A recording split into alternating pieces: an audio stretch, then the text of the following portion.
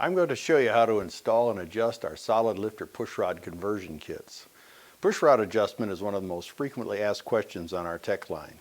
It's pretty simple, but I think a lot of guys who are used to working on cars are just used to a different procedure. They're looking for somewhere to stick a feeler gauge, and of course we're just too polite to tell them where to stick it. You may be interested to know that when George Smith Sr. started S&S Cycle back in 1958, the very first product he brought to market was a solid lifter conversion kit for panheads. That's because the hydraulic valve train in those engines just didn't cut it for high-performance applications. And it's essentially the same valve train that Harley-Davidson used until 1984. That's why back in the day, all hot rod pans and shovels ran solid lifters. But enough history, let's grab a wrench. S&S offers several options for converting to solid tappets and pans and shovels. First, there's this simple adapter that fits into the tappet body in place of the hydraulic unit. This adapter allows you to reuse the stock pushrods. The stock pushrods aren't extremely robust, but they will work okay with a mild bolt-in cam and stock valve springs. Next, we still offer S&S's original product. This is a kit that includes insert adapters that replace the hydraulic units to make an adjustable solid tappet, which is used with solid non-adjustable pushrods. Finally, we have the S&S adjustable pushrod kit with solid tappet adapters. These adapters also replace a hydraulic unit to make a solid non-adjustable tappet. With this kit, the adjustment is in the pushrod. This kit can't be used with panheads unless you use shovel pushrod covers. Otherwise, you won't be able to get a wrench on the adjuster nuts. If you're running a high lift cam and aftermarket valve springs, I'd recommend one of the S&S pushrod kits. For less demanding applications, the adapters and stock pushrods should work alright, as long as your stock pushrods are in good shape. However, any stock shovel pushrods are at least 30 years old, and a lot of them are pretty messed up.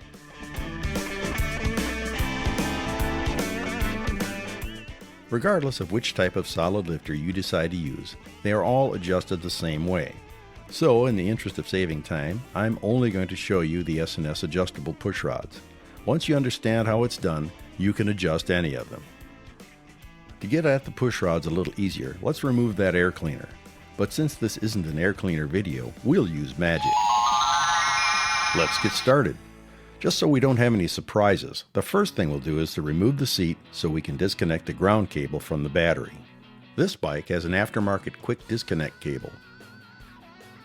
Next, we'll remove the spark plug so we can turn the engine over easily. We'll need to do that to adjust the pushrods.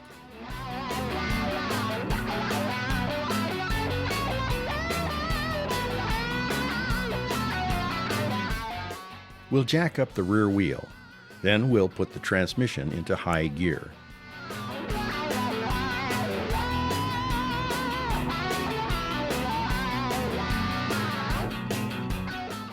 Now we can remove the pushrod cover keepers and slide the pushrod tubes up. We're only going to show you how to install and adjust the rear pushrods because the front pushrods are done exactly the same way. As you can see, this engine has the stock style hydraulic tappets and pushrods in it.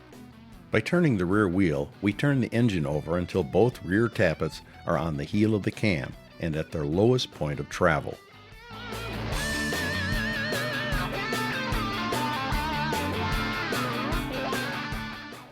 To help visualize what's happening, this is the lobe of the cam that pushes the valve open.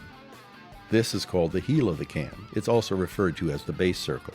When the tappet is on the heel, the valve is closed and the pressure is taken off the pushrods. We loosen the lock nut on the pushrod so we can adjust it to a shorter length. We'll make it short enough so we can remove it from the engine. The pushrod is short enough now to pull it right out. We'll do all the other pushrods the same way, but in the interest of saving time, we'll just show you this one. Next, we remove the tappet guide by removing the 4 12-point fasteners and pulling it out. You may have to smack it gently with a soft hammer if it's been on the engine for a long time.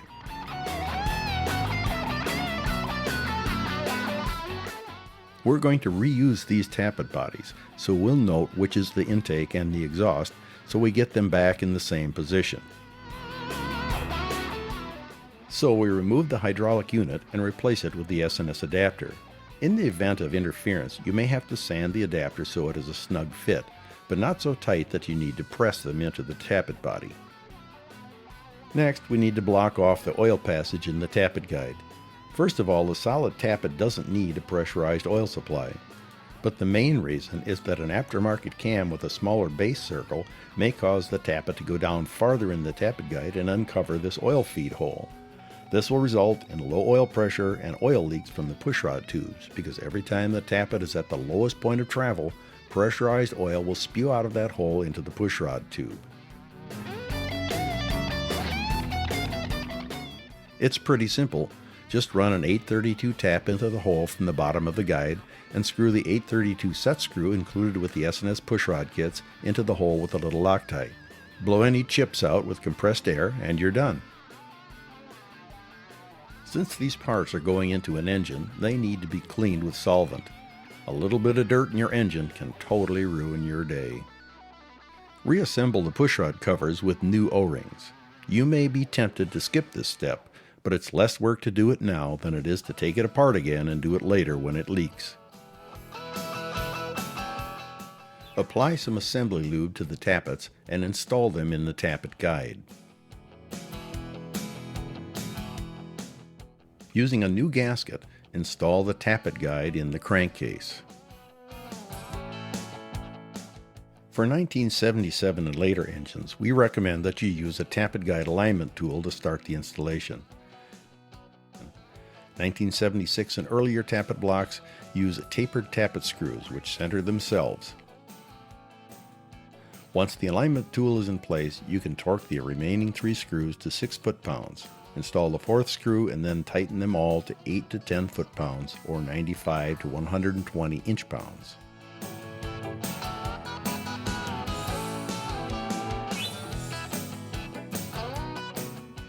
Again, we rotate the engine by turning the rear wheel to make sure that the tappets are at the bottom of their travel. That means that this cylinder is on the compression stroke and both valves are closed. With a new O-ring seal in the head, install the rear intake pushrod and pushrod cover.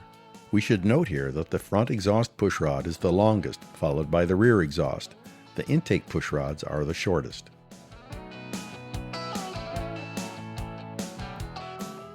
Turn the adjusting screw to lengthen the pushrod until it contacts the tappet. Make sure it's seated in both the rocker arm and the tappet. Adjust the length until there is no play or shake, but you can still turn it with your fingers. Tighten the lock nut against the pushrod adjuster and recheck the adjustment of the pushrod. It should spin freely with a little drag. Follow the same procedure for all the pushrods. And by the way, it's important to adjust pushrods in a cold engine. And if you're entertaining the idea of adjusting them really tight so they don't get noisy when the engine is hot, a word of advice: don't. That will release compression and make the engine really hard to start when it's cold, especially if you're kick-starting. All that's left is to close up the pushrod covers and reinstall the cover keepers. Put the spark plugs back in and reconnect the battery. It's also a good time to clean up the bike. If you let oil or fingerprints burn onto your pipes, it's not going to be easy to get them off. So that's all there is to installing and adjusting S&S solid lifter pushrods. If you can screw the cap back on your toothpaste tube, you can probably do this. We hope this video has helped you get the job done, and we hope to see you out on the road, not on the side of it.